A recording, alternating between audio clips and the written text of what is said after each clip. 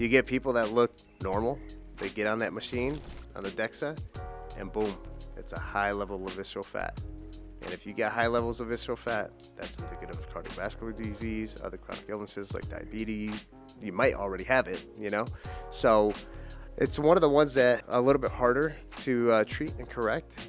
But I've had guys that I've worked with in the fire department. I've had friends that you would think that are in decent shape, and they get on there and that visceral fat level, that percentage is pretty high.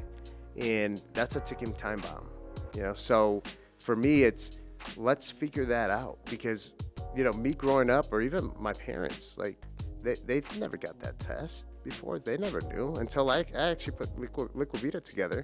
They had no clue what the visceral fat percentage was. What machine do you use to measure it? The DEXA scan. The DEXA scan. Yeah, because I had a colleague who was really encouraging me to order MRIs on patients. Okay. For that, because it's probably more sensitive than a DEXA, but it's very difficult to get approved, to get done. I think visceral fat is interesting because, we have this battle about obesity, right? We have a normalization of obesity in our society. And then we have people saying, well, not every obese person is unhealthy. And I'm like, okay, that's probably true. I'm like, but not every skinny person is healthy. Right. So it's not that simple, right? Like, and when we talk about visceral fat, we're basically saying internal obesity, the obesity on your organs, the fat that's accumulating around your heart and your liver and your kidneys. And that is toxic. Very toxic. And that is associated with all of the medical problems. Yeah.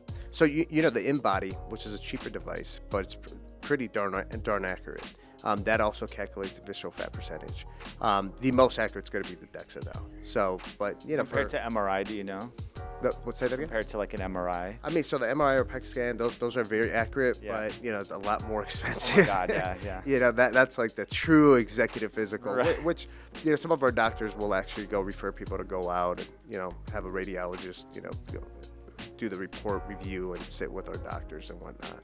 And maybe there's like a version of it where you have one of these more approachable or accessible devices. Yeah. And if you get red flag findings, maybe that. Then you send them to the MRI. The imaging center.